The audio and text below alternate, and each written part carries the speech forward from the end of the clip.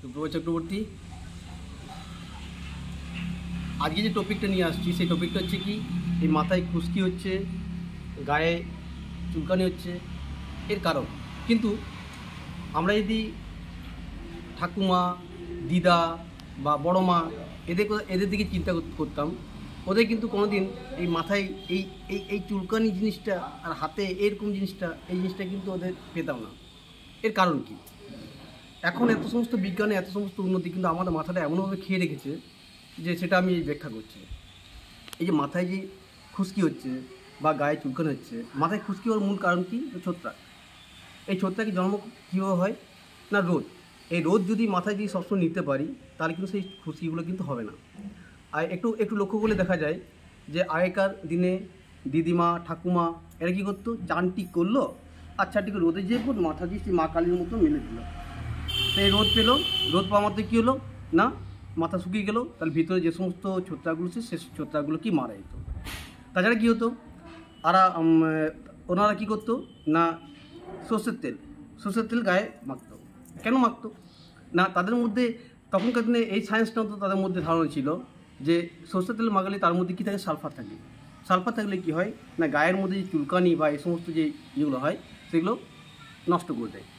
সেই জন্য কী হয় না, পুরনো যারা দাদু ঠাকুমা বা তার বড় মা, তাদের কিন্তু এই জিনিসগুলো, স্কিন ডিজিজ জিনিসটা এতটা থাকেনি আজকে এখন যেটা আমরা লক্ষ্য করছি।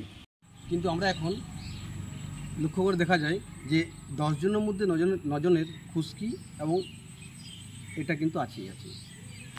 কিন্তু আমরা যে লক্ষ্য করি যে যত রকম শ্যাম্পু আছে, শ্যাম্পুর মধ্যে 99% কী দেখা যায় না, ডিটারজেন্ট থাকে, সার্ফ, SLN, ঠিক আছে, সোডিয়াম লরেন্স সালফেট, তো এটা থাকে।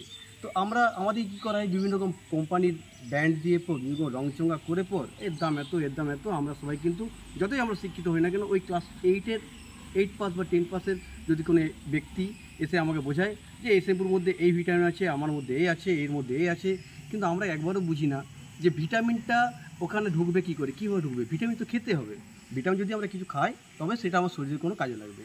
তো আমার ভিটামিন এখানে আসার কোনো প্রশ্নই আসছে না।